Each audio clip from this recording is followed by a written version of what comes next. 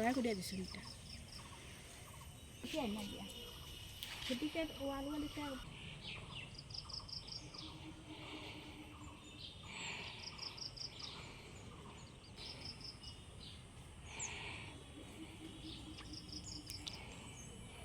এটা তো মূলত মনে করেন আমরা দক্ষিণ কদমতলা আর গ্রাম পঞ্চায়েত আর এরিয়া হচ্ছে 1 নম্বর ওয়ার্ড। আর কাজটা মানে আমরা এই রাস্তাটা বিগত আমরা এখানে এই পাড়াতে আওয়ার পর থেকে এই রাস্তাটা নিয়ে খুব ভোগান্তি ছিল, কেউ পাড়া দিকে যাইতে পারে না। তো রিসেন্ট কাজ শুরু হয়েছে, শুরু হওয়ার অনেক দিন হয়ে গেছে। কাজ যখন তারা শুরু করছে তখন অর্ধেক কাজ করার পরে আবার বন্ধ আসছিল, তারা জিনিস নাই এই সেই প্রবলেম বা কাজটা ঠিক মতো হন না।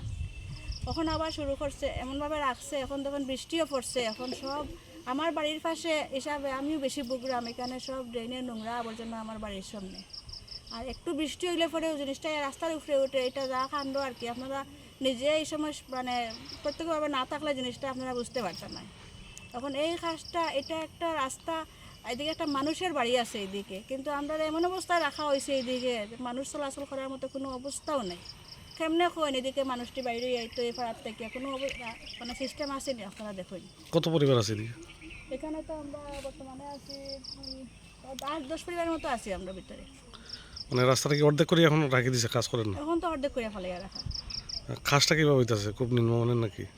কাজটা প্রথম অবস্থায় তো ওইদিকে খুব মানে খারাপ অবস্থায় শুরু হয়েছিল, এরপরে পাড়ার থেকে কমপ্লেন করা হয়েছে, তারপর থেকে তারা পাড়ার মানুষ সঙ্গে থাকিয়া আমরা টেগেল দেওয়া এখন দেখা যায় মোটামুটি, কিন্তু তাও তো এই যে অর্ধেক করে ছাড়িয়া রাখা।